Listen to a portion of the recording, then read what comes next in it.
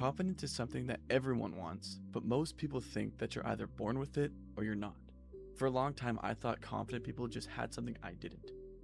They were so comfortable talking to new people, trying new things, putting themselves out there.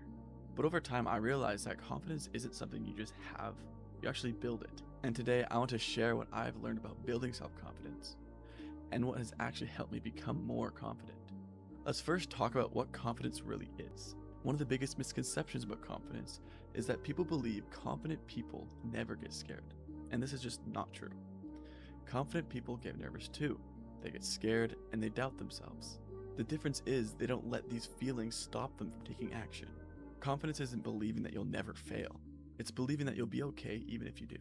Next, stop waiting to feel ready. This is probably one of the biggest mistakes people make. They wait. They wait until they're more confident. They wait until they're less nervous. They wait until they're prepared. The problem is that confidence doesn't come before action. Confidence comes from action. Think about riding a bike. You don't get more confident and then ride the bike. You learn to ride the bike, you fall a few times, get back up, keep trying, and eventually you become confident because you've done it so many times. And life works the exact same way. Next, get comfortable with being uncomfortable. Most people avoid situations that make them uncomfortable, like speaking up, introducing yourself, trying new things. And the problem is confidence lives on the other side of discomfort. Every confident person you know were also inexperienced. They were once nervous, they were once unsure. The difference is they were willing to be uncomfortable long enough for them to grow. If something scares you but you know it's something that would help you grow, that's usually a sign saying you should do it. Next is stop comparing yourself to everyone else. Comparison is one of the fastest ways to destroy your self-confidence. With social media, it makes it really easy to compare your life to someone else's. You see people making more money, you see people traveling, you see people who seem to be more happier, smarter, and successful. But what you don't see is their struggles, failures, insecurities. The only person you should be comparing yourself to is who you were yesterday. Focus on trying to better yourself little by little each day, rather than comparing yourself to everyone else around you. Think about how you talk to yourself.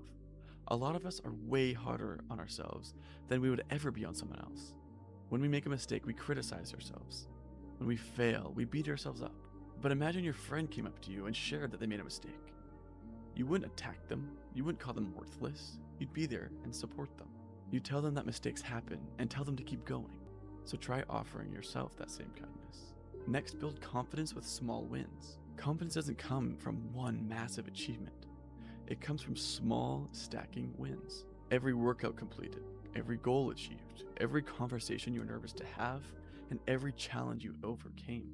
These small victories build evidence that you're capable. And over time, those pieces of evidence build real confidence. And finally, if there is one thing I want you to remember, it's confidence isn't found, it's built. And you build it by taking action when you're scared, keeping promises to yourself, doing difficult things, pushing yourself even when you don't feel comfortable. The people who you think are naturally confident weren't born that way. They learned it through experience, and you can too. If you got value from this video, let me know in the comments what confidence means to you or what's holding you back. And if you're working on becoming a better version of yourself, consider subscribing. That's what this channel is about. And thank you so much for watching. I'll see you in the next one.